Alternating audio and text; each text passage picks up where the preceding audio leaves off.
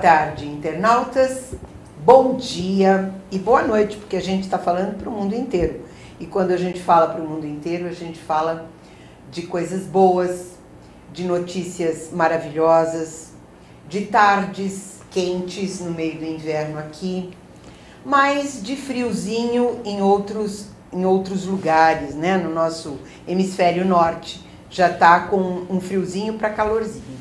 Reciclamundo mais uma vez, falando com vocês com muito amor, com ideias e mudança de conceitos numa vida de qualificação melhor. O que é uma vida de qualificação melhor? É quando você traz para o seu dia a dia ideias e mudanças de conceito. Por exemplo, hoje conosco nós temos a Patrícia Meirelles, que é especialista em ecogastronomia. Olha que interessante, o que vocês imaginam que seja uma ecogastronomia? Como as pessoas pensam, não é uma comida feita de matinhos, né, Sandra? Não, não. É uma comida feita com muito amor, carinho e absolutamente natural. E também conosco o Michel Freller, que é especialista em sustentabilidade econômica e captação de recursos nas ONGs. ONGs são organizações não governamentais, da qual o Reciclamundo faz parte desse campo. E também, aqui, graças a Deus, hoje presente, Sandra Nascimento, que é presidente da ONG Reciclamundo. Boa tarde para todos, e agora que cada um pode falar um pouquinho sobre o seu trabalho. Sandra, você quer apresentar os convidados? Então vamos lá. Vamos começar com a Patrícia Meirelles, discorrer um pouquinho sobre o currículo dela. Prazer ter vocês dois aqui, viu? A Patrícia Meirelles, ela é empreendedora social, graduada em comunicação social pela FAAP de São Paulo, com especialização em gestão ambiental pela USP, Faculdade de Economia e Administração. Na Faculdade de Saúde Pública. Ah, que legal! Eu também já estudei na saúde pública, também sou da saúde pública. E em Turismo Sustentável pelo SENAC. Com 14 anos de experiência na área socioambiental, atuou em organizações não governamentais e como sócio fundadora da Cacauí Eventos Sustentáveis. Patrícia, vamos já começar sobre a sua trajetória de vida profissional. Seu currículo é muito bom. Então, foi meio tortuoso aí para chegar até esse caminho, mas é o seguinte... Eu sou formada em comunicação, em publicidade, mas lá já na faculdade eu já tinha os meus questionamentos em relação a essa área e desde que eu saí da faculdade eu já comecei a ir para o caminho, assim, mais na parte voluntária, com projetos sociais, projetos ambientais. E depois de trabalhar uns anos com turismo, eu resolvi fazer uma especialização em gestão ambiental e a partir daí eu comecei a trabalhar em ONG. Aí eu tive um trabalho grande no Vale do Ribeira, que eu trabalhava no Instituto Vita Civilis, primeiramente, foi a primeira ONG que eu Conheço. trabalhei. E lá já com Rubens Borne, já há bastante tempo atrás. E aí, a partir daí, trabalhando no Vale do Ribeira, com as comunidades, aí eu fiz um projeto grande em parceria com o WWF, o Vita Civilis e o WWF, que a gente começou que era a implantação de um planejamento estratégico de desenvolvimento do ecoturismo no Vale, com os 23 municípios do Vale do Ribeira. E nesse processo eu comecei a trabalhar muito com as comunidades locais e perceber, a gente tinha vários projetos de desenvolvimento, de geração de renda, e nesses projetos de geração de renda eu comecei a perceber que o gargalo era sempre a parte da comercialização. Então tinha muito projeto, ia lá, colocava recurso, se organizava a cooperativa, e a partir daí, depois pegava para quem vender, como vender e tudo isso.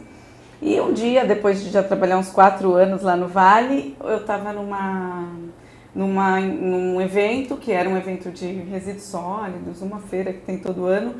E eu tava lá, e aí eu saí com os amigos que trabalhavam comigo lá no Vale, saí pro café, né? Daí na hora que eu olhei o café, eu falei, gente, mas a gente tá falando de resíduos sólidos, né? E aí era o copinho descartável, isso lá nos idos, acho que isso em 2003, por aí.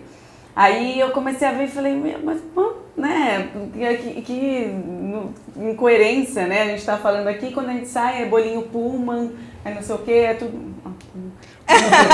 bolinho industrializado, né? Tudo industrializado, tudo descartável. Aí eu comentei com a amiga, falei, putz, a gente podia ter uma proposta diferente de repente, assim, de um serviço de café que tivesse coerência com o que está sendo falado nos eventos.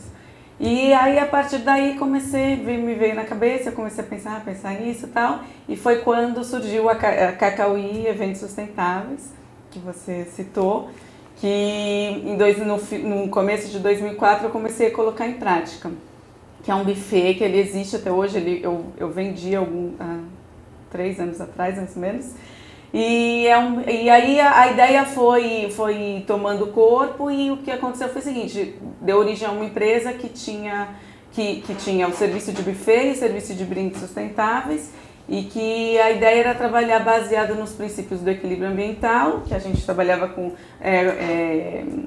produtos orgânicos e provenientes de projetos sociais, e trabalha essa questão de minimização de agricultura resíduos, familiar, agricultura familiar, e também no consumo, com base no consumo consciente, de uma mudança de comportamento mesmo, não só dos clientes, né, que estavam contratando, e das pessoas que estavam participando. Isso foi muito difícil, desculpa te interromper, mas foi muito difícil você fazer essa implantação de colocar uma alimentação diferenciada para aqueles que não a conheciam poderem aceitar e trazer isso para o seu dia a dia, para os seus eventos, não é? E eventos, na verdade, né? foi assim, eram várias coisas, não só a parte da alimentação, porque o que aconteceu? Então a gente, eu optei por trabalhar só com projetos sociais, cooperativas, padarias comunitárias. Então eram grupos que estavam excluídos do mercado, que a ideia era inserir esses grupos no mercado, só que ao mesmo tempo eles não tinham o preparo para atender clientes como assim, uma Natura que a gente pegava, um Banco Real na época, que era o nosso super cliente. Então assim, a dificuldade era de inserir alimentos novos para os participantes dos eventos e de fazer com que os nossos fornecedores, né, que a gente chama de parceiros, fizessem produtos de qualidade para o mercado de evento, porque não adianta só porque é de ONG, claro. Tem que ser de qualidade, tem que ter o padrão. Porque essa é a pergunta que a gente tem, pelo menos eu tenho sempre, porque eu participo de alguns eventos e também tenho um paralelo que são produtos naturais, né? Uhum. Então, e esses produtos, a primeira pergunta que me fazem é se são feitos com produto ecologicamente corretos. Uhum. Claro que são orgânicos, é evidente. Você não vai fazer nada que seja fora. Você está apresentando uma coisa no mercado, uma inovação, não é? Uma qualificação de um novo segmento. Você não vai entrar contrariamente àquilo que você está propondo. Lógico. Mas existem muitas dificuldades para o aceite.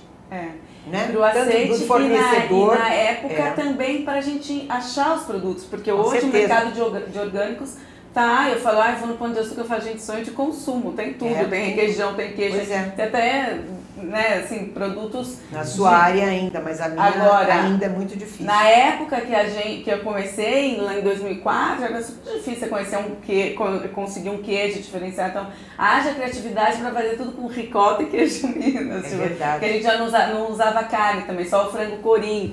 Então, assim, tinha que ter uma criatividade maior para o cardápio ficar mais elaborado, para não cair no que todo mundo acha insosso e sem graça de matinho.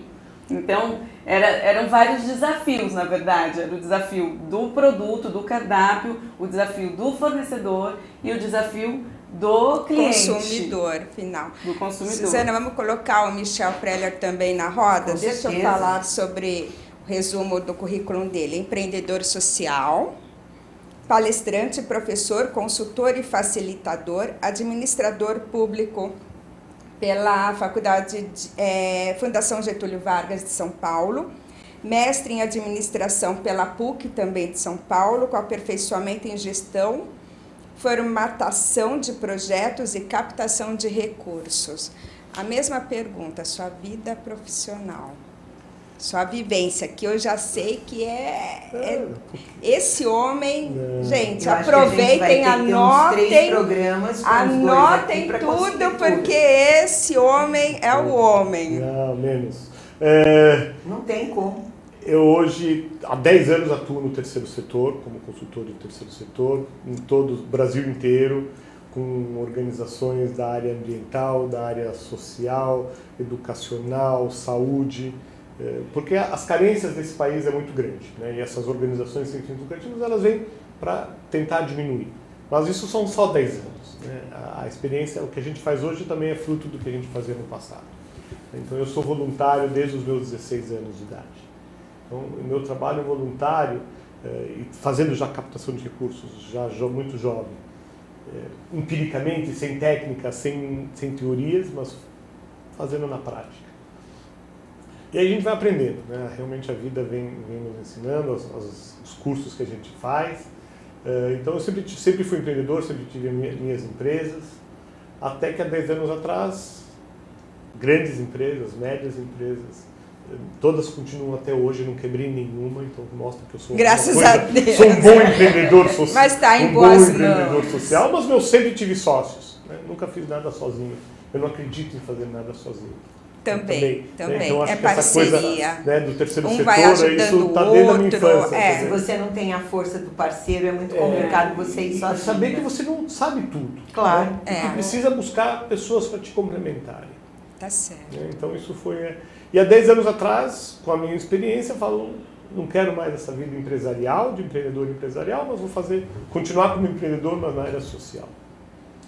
E desde então tenho ajudado muitas organizações a nascerem, crescerem, se desenvolverem, com a parte de consultoria. Algumas dessas organizações eu continuo conselheiro, em outras eu prestei o serviço e elas continuam fazendo os serviços desde...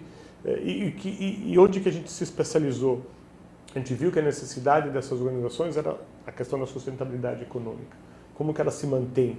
De onde vêm os recursos para essas organizações? E a gente foi ver que não pode ficar... E o ruim dessas organizações não é o problema de ter fontes ou não, mas de ter uma ou poucas fontes. Então a gente encontrou organizações que tinham recursos só do governo, recursos só de uma empresa, recursos só de um grande doador pessoa física. Que não pode ficar só na mão de um. Então, e o que a gente viu Tem que a sustentabilidade, na verdade, está nesta diversificação. Né? A sustentabilidade econômica está na diversificação de fontes e de estratégias. E isso você só consegue fazer no planejamento de médio e longo prazo. Não pensar só no curto prazo, pensar onde eu estou, onde eu quero chegar e como eu chego lá. E aí é que a gente tem se especializado nos últimos anos, fazendo esse planejamento estratégico. E como você está conseguindo isso, que cerca de 80% das ONGs são praticamente informais, só umas 20% são formais e tem uma estrutura sólida? O restante só trabalha com voluntário, aquela coisa, o pessoal tem que trabalhar e à noite, nos finais de semana, só quando tem um tempinho que vai fazer o trabalho como voluntário. Como é que você lida com essas 80%? Então, todas são formais. Tá? Estamos falando de 290 mil organizações formais com CNPJ. Segundo o último censo de 2010, do FASFIL são 290 mil ONGs no Brasil, terceiro setor. Mas que são apenas por voluntários. Dessas 290 mil, então, dessas 290 mil, 80% não tem funcionários. Isso, tem um presidente, tem um associado, tem voluntariado. Para essas organizações,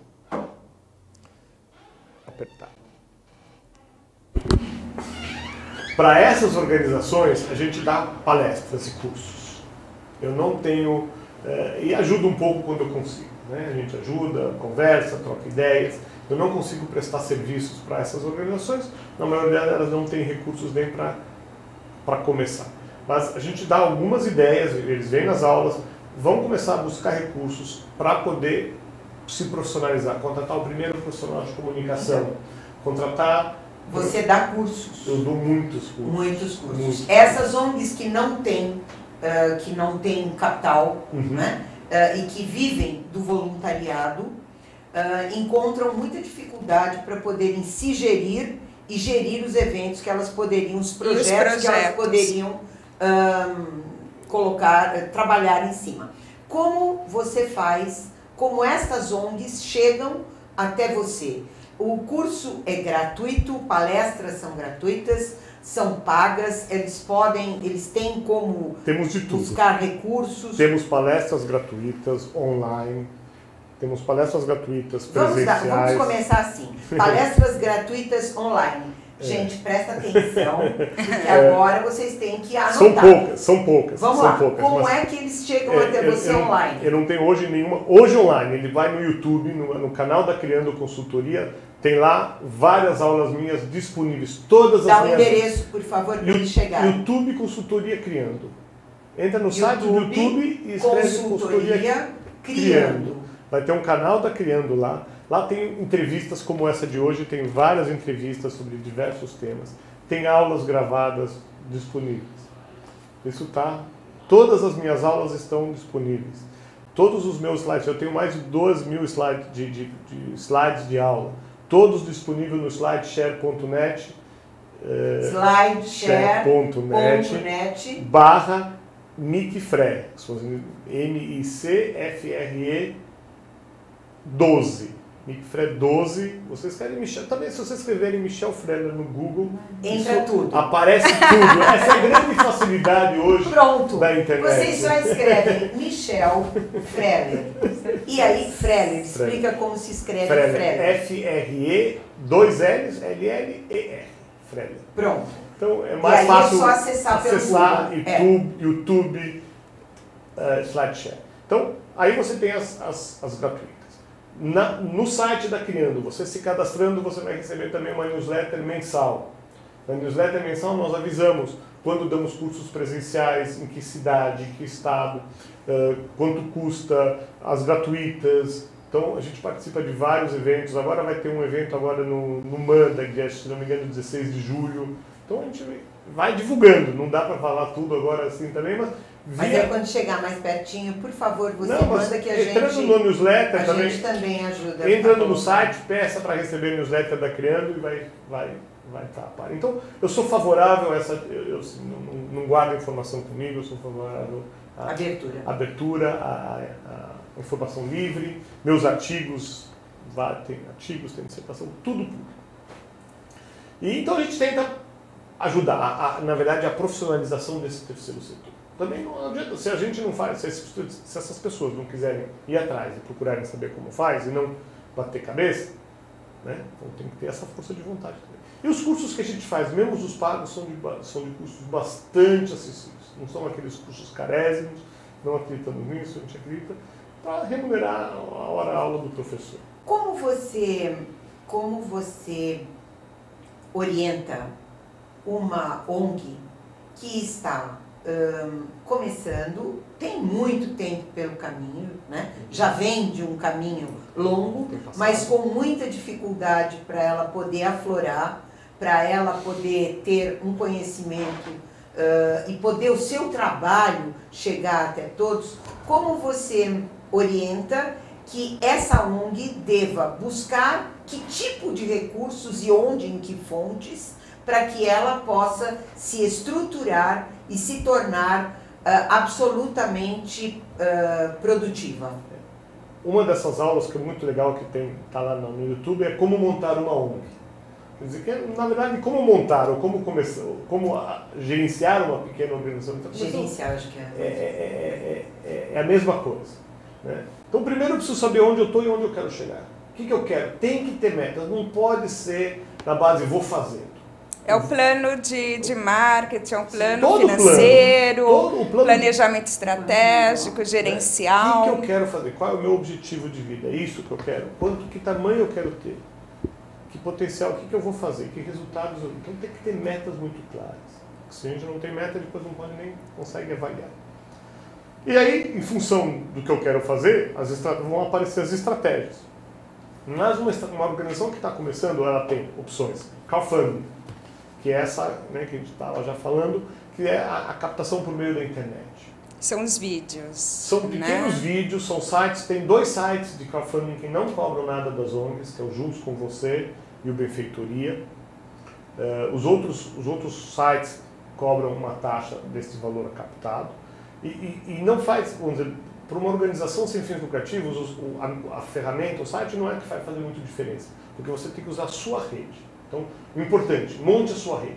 Então, a primeira coisa que alguém chega para mim, é minha organização. Eu falei, quem mais está com você? Não, eu estou sozinho.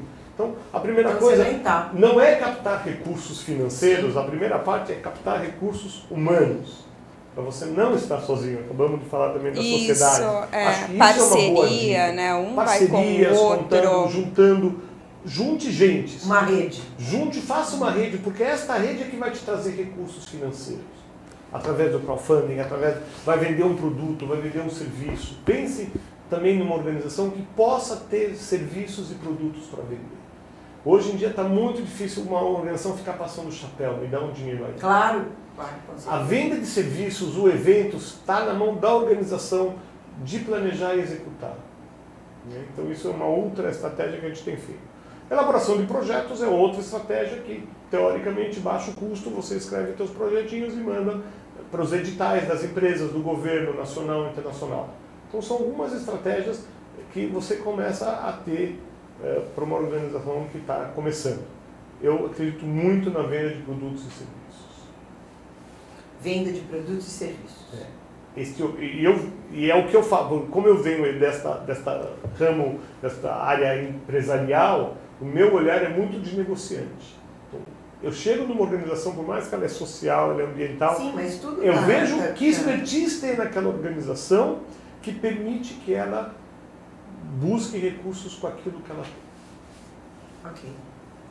Como você, Patrícia, que atua não como ONG, mas como cooperativas, empreendedora social, empreendedorismo, como você vê esse aspecto? Como você colocou isso no seu negócio? Você tem um negócio, não tem? Você tem... Hoje eu trabalho, então, depois da Cacauí, que eu fiquei 7 anos com a Cacauí, eu vendi em 2010, e hoje eu trabalho em parceria com os chefes que compraram a Cacauí para fazer esses cursos que são os Pitadas de Sustentabilidade, que aí são umas oficinas de sensibilização para trabalhar a questão da sustentabilidade, mas através do processo de alimentação. E você vende esses cursos? Então, e aí vendo um produto. Claro, esses cursos, daí para a empresa, para a escola de gastronomia, para público em geral. Quem tiver inclusive vai ter um curso agora em junho. Então esse curso a gente transferiu ele para agosto. Ah, tá. Por causa da Copa. Não, por causa do bebê. Pois é, gente, ela eu ainda não posso. Bebezinho de um mês. Olha só, Tá fazendo seu primeiro debut fora de casa. Para ficar tanto tempo assim fora. Então, que são as fotos que você mandou? São as fotos que eu mandei. Se o Iago puder colocar as fotos da Patrícia, vamos ver se ele consegue colocar algumas fotos. E o Pitadas, que a gente chama de Pitadas de Sustentabilidade. Esse Pitadas, ele tem algumas versões. Começou? Esse é uma que é teórica e prática. Tem a parte, aí ele é dividido em 3, uma parte sensorial, depois uma parte onde a gente faz um bate-papo, uma discussão sobre sustentabilidade, e depois a gente vai colocar a mão na massa mesmo e cozinhar. A gente já tem um cardápio pré-definido, onde a gente enquanto a gente cozinha, a gente vai conversando. Também discutindo. Então, qual que é a ideia? A gente, porque o que nos motivou a fazer isso foi o seguinte, que a gente pensa muito problemas ambientais, problemas sociais, mas pensar em mudanças climáticas, em tudo longe da gente, né? E a gente acaba não pensando no que a gente faz todo dia, o impacto que tem na nossa vida a gente se alimentar. Então, né, desde como você compra, de quem você compra, como você traz aquilo para casa, como você processa aquilo em casa, como você descarta o que você usou, né? Então, todo esse processo a gente vai abordando e ele pode falar de um pontinho como, sei lá, a agricultura orgânica, até você chegar realmente na questão das mudanças climáticas, se você for pensar em pecuária, enfim, na agricultura, né, convencional. Então, dá para falar de muita coisa durante todo o processo, né, durante toda a oficina. E eu costumo falar, eu dou uma oficina sobre aproveitamento integral dos alimentos. Eu falo que a pessoa que está manipulando o alimento, ela tanto pode trazer um bem-estar para a pessoa, para a sua família, ou até matar, porque e se ela coloca um alimento que não está bom ali no meio, sem querer, ou adoece a família inteira, ou até mata. Então, ela precisa tomar muito cuidado. E a energia? Com certeza. Né? Você não pode cozinhar assim, com raiva do marido, do cachorro, do vizinho. O que você tem que fazer é cozinhar feliz, né? Não é, Suzana? Gostar, você tem que a energia que a cozinhar. gente passa para o alimento faz toda a diferença. E além aí já é a parte prática. Então, aquele princípio é sensorial, depois a discussão, e depois a gente vai para a cozinha mesmo botar a mão na massa. Aí todo mundo, a gente tem um cardápio, entrada, prato principal, sobremesa, o suco, e aí todo mundo põe a mão na massa, te divide em grupos. Literalmente. Aí no caso, na massa mesmo, acho que era um tortellini, essa não é de abóbora. E... enfim, aí era a sobremesa, aí cada grupo faz uma coisa e depois a gente vai dividir, né, isso tudo que a gente fez junto. E o que é uma outra coisa também desse resgate de você comer junto, de você sentar à mesa, de que, aliás, arrumar uma hoje as pessoas mesa, não têm que mais o hábito. Que se perdeu, porque né? hoje você tem a lanchonete, cada um tem um horário, é. ou mesmo em casa, às vezes as pessoas dificilmente conseguem sentar para repartir. E normalmente mesmo hoje você come até de pé. Porque para andar mais rápido, infelizmente, não é? Isso eu não consigo fazer, mas a gente sabe que tem gente que faz. É exatamente isso que se faz. A pessoa tem, às vezes, 15 minutos para almoçar, ela desce, come um sanduíche, às vezes come o sanduíche. Ou come o computador. Na frente do computador. Que é muito comum. E aí já é a parte final, onde a gente lê um texto antes, tal, para reflexão, e depois a gente come, todo mundo. Aí, né, aquilo, a parte boa, o que fizeram, né? Da aí produção. Todo mundo come a produção, para uma produção. Degusta. Então assim, é muito legal porque você sente, além de a gente de trabalhar todo esse conceito da sustentabilidade, você trabalha também assim muita integração, né? Então, às vezes o grupo esse caso desse grupo era um grupo que nos conhecia inicialmente, mas à medida que assim que o trabalho vai acontecendo na cozinha, é visível a mudança, tipo, no começo começa no fim, aquela coisa, já tá todo mundo um brincando com o outro, fazendo gozação, não sei. Então, assim, o ato de cozinhar tem esse poder, assim, de aproximação.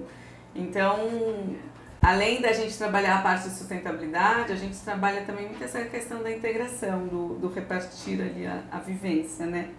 Então, é muito legal.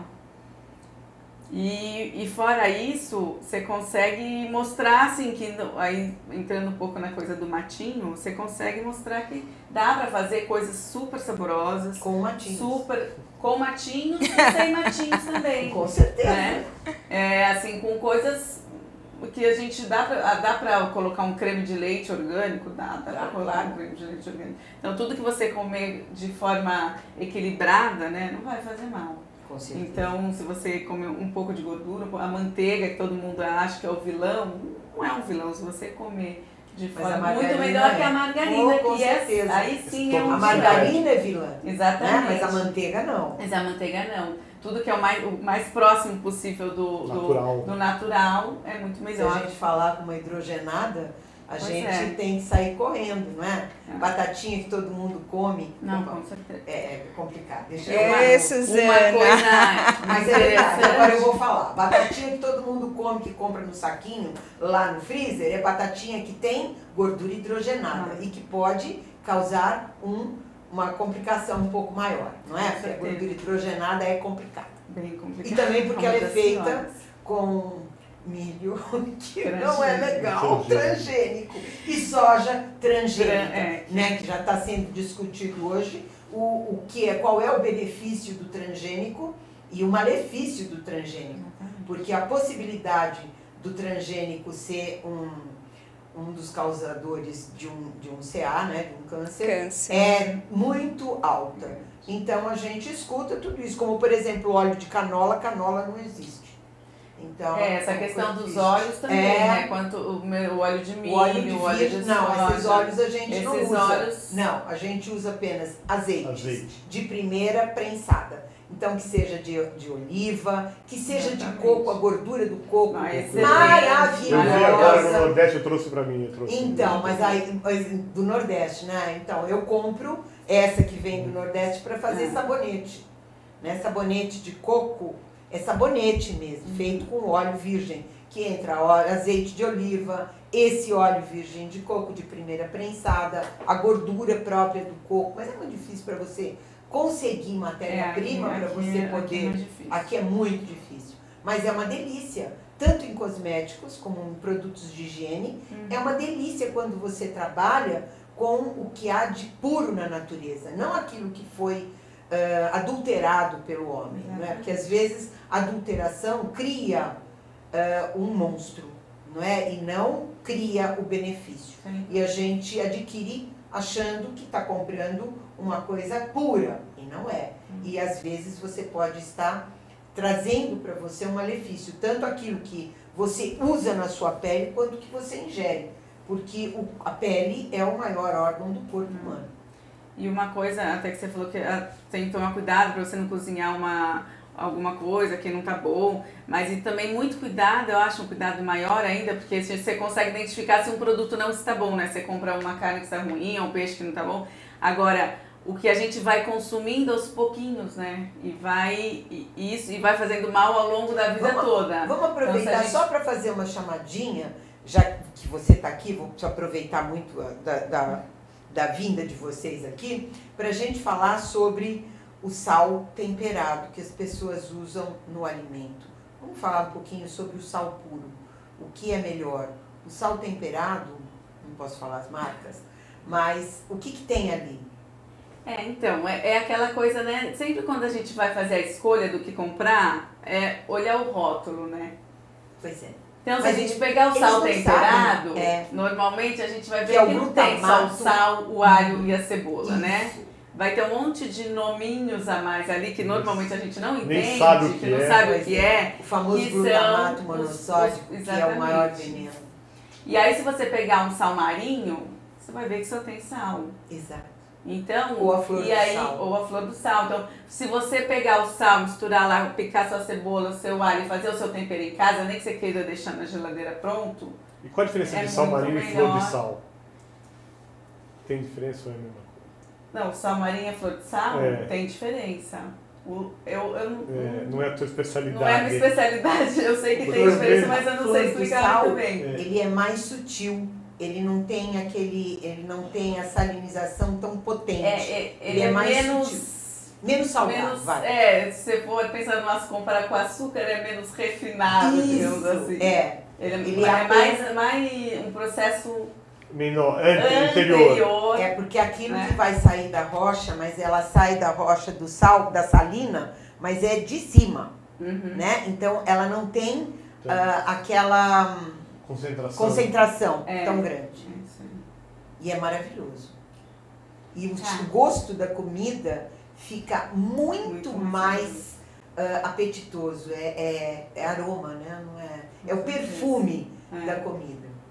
E aquela coisa também, parar de usar açúcar para temperar um suco, que a fruta já é doce, né? Dá para tomar um chá, às vezes sem açúcar, para você sentir o gosto da erva.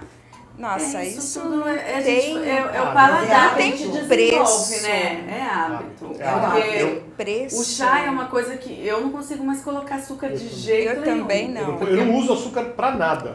Eu uso café. muito pouco açúcar também, assim, e o suco também, você vê, você perde o sabor Mas você quando pode você usar o adoça açúcar. demais. Só que você não pode usar o açúcar refinado. Exatamente, Você pode tem usar o mascavo, demerara, você tem o o mascavo. demerara, o açúcar orgânico. Sim, o mel, o assim, próprio mel. É. É porque às vezes, tipo, o mel, o mesmo mascavo, ele às vezes dá uma alteradinha Altera no no sabor, sabor. né? Mas assim, o açúcar orgânico ou o demerara, eles mantêm Não o tem mesmo alteração sabor, não tem. de sabor. E é são excelente. muito menos nocivos do que Com o certeza. açúcar Mas fazer um refinado. doce de banana e colocar açúcar é crime, não é? Não Porque a banana. precisa. Pra quê? Banana é É doce. uma É das frutas deliciosa. mais doces que Pois tem. é. Então, Manga, banana, tem tantos. a maioria não tantas precisa do frutas. açúcar. Realmente é um hábito. Não, mas na verdade tá na história cultural, da nossa alimentação, cultural. né? É cultural. Porque se a gente pensar lá nos doces portugueses, que eram muito açúcar, então a 5 gente. minutos para encerrar.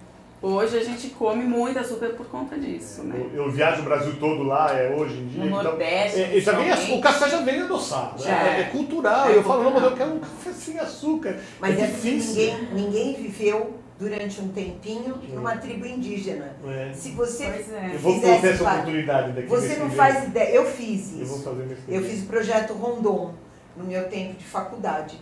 E é a coisa mais maravilhosa que tem você ficar numa tribo tem indígena. açúcar. Não tem açúcar, não tem sal. A comida é feita no mato, os matinhos todos são acompanham o nosso dia a dia.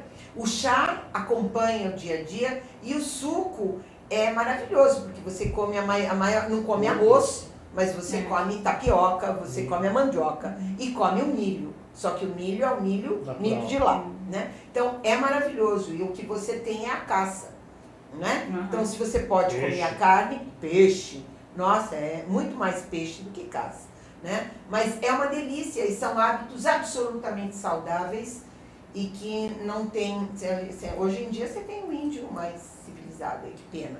Mas os infelizmente a gente herdou muito mais dos portugueses, Sim. né? Foi essa Europeu. mistura indígena, africana e Dos portuguesa, europeus, mas que aí veio foi muita muito gente, mais né? do Espanhóis, do franceses. europeu do que do Do indígena e indígena. do africano ainda acho que ficou mais, né? Mas do indígena mesmo acho que a gente perdeu muito, mesmo as técnicas, as técnicas culinárias, né? A gente perdeu isso tudo. Mas são maravilhosos. São maravilhosas, são maravilhosas. Suzana, então a gente já está partindo para o final, infelizmente. Nossa, eu tô boba aqui. Então, eu gostaria só que vocês passassem cursos, palestra, o que vocês estão fazendo e site, contato. Patrícia? Bom, então, eu estou trabalhando mais agora com Pitadas de Sustentabilidade. Aí, se quiser informações, pode mandar um e-mail, é o p de patricia.meireles, com 2 L's, @hotmail.com. E no site da Cacauí tem alguma coisa também, tem um release sobre o projeto, que é www.cacauí.com.br. Michel? Ok, semana que vem temos 2 aulas novas, Oba, novidades. isso é uma bom. na terça, uma na sexta. Uma falando uma, na verdade, repaginada, uma aula que eu sempre fiz com o Dr. Danilo Tiesel, sobre planejamento estratégico para organizações sem fins lucrativos, onde a gente traz planejamento também, uma coisa que a gente estava falando antes, todo mundo acha que sabe fazer planejamento, que parece uma coisa fácil. É fácil, mas tem técnicas, tem ferramentas. Então, o que a gente tenta mostrar nesse curso são as ferramentas para facilitar o planejamento. Então, essa aula vai acontecer ao vivo na terça-feira, na Diálogo Social. Onde fica? Fica na Bela Sintra 178, mas inscrições pelo site, Diálogo Social. Na Diálogo Social, em princípio, a cada 15 dias a gente tem algum curso presencial, então é sempre uma vez em cada semestre. Então essa aula vai acontecer agora e vai acontecer no final do ano de novo. E na sexta-feira já a captação de recursos com empresas, focando especificamente como que eu capto recursos com empresas. Desde a venda de produtos e serviços, marketing relacionado à causa, eventos, cota de mantenedores, sem falar de editais. A gente vai falar só vender cara a cara para as empresas. Esse é um curso que ele acontecia no meio de outros cursos, mas a gente resolveu fazer um curso só específico sobre isso. E todos os outros cursos, como eu falei antes, entre no site da Criando Consultoria, coloque lá seu nome, seu e-mail para receber a newsletter, e aí vocês vão receber todos os cursos, palestras que a gente sempre deixa disponível para todo mundo do Brasil todo. Minha gente, nosso horário está esgotado. Eu agradeço muito a presença do Michel e da Patrícia. Gostaria muito que vocês voltassem ao nosso programa para a gente continuar falando sobre tudo aquilo que vocês fazem. Gostaria também que vocês participassem com eles de tudo aquilo que eles têm de bom para trazer para vocês. Muito obrigada a todos, obrigada Sandra por você estar aqui. Obrigada Suzana, obrigada Michel, obrigada Patrícia. Obrigada a vocês. E uma excelente semana para todos vocês. Tchau, tchau.